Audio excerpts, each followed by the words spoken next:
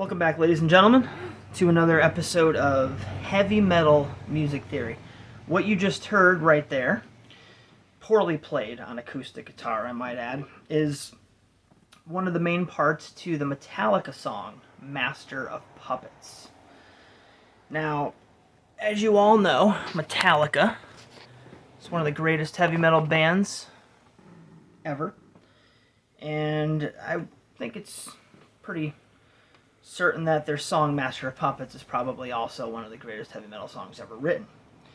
With that said, this song itself does an incredible job of exemplifying what it means to be a heavy metal music theory song, simply because it uses all of the elements that I would typically describe as being heavy metal music theory, right? So heavy metal doesn't use traditional chord theory or chord structure.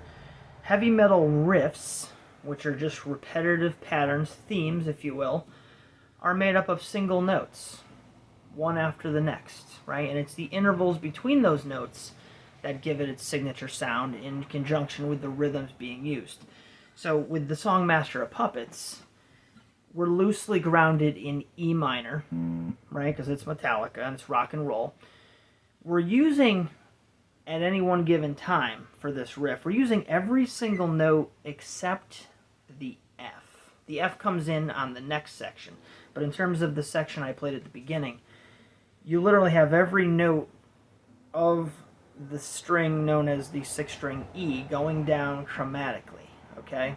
And in between those chromatic notes is the open E string acting as like a pedal, like a grounding point for the riff. So loosely in E minor with the pedal tone E in between all the notes, and of course all the notes are descending by half steps. So it's a descending chromatic riff with the pedal tone E in between all the notes.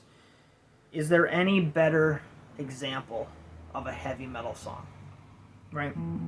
It's phenomenal.